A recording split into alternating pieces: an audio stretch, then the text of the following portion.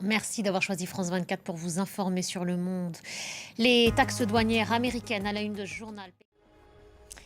La riposte de Pékin était presque prévisible. Des droits de douane supplémentaires à hauteur de 34% sur tous les produits américains seront appliqués dès le 10 avril prochain.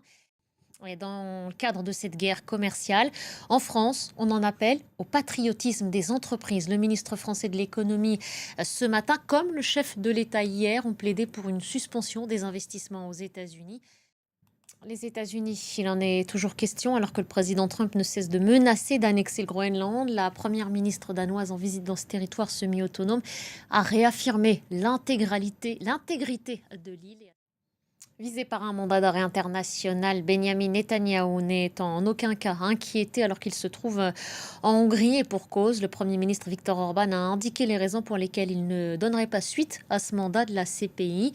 Il a dénoncé à plusieurs reprises une institution qu'il juge, et je le cite, politiquement biaisée.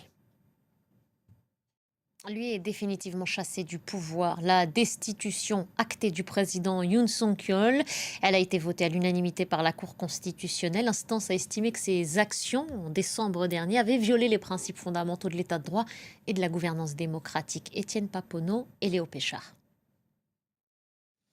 Ce tour du monde nous conduit maintenant aux États-Unis. Le pays fait face à un épisode climatique violent depuis mercredi. Des tempêtes et des tornades ont balayé le centre et le sud des États-Unis. Au moins 7 personnes ont perdu la vie. Image commentée par Fadil Bayat.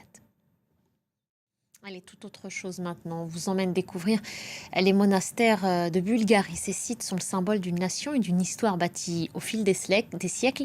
Ils abritent les derniers moines orthodoxes du pays, gardiens d'un héritage qui a traversé le temps. Reportage de nos confrères de France Télévisions. Restez avec nous pour la suite d'Autour du monde.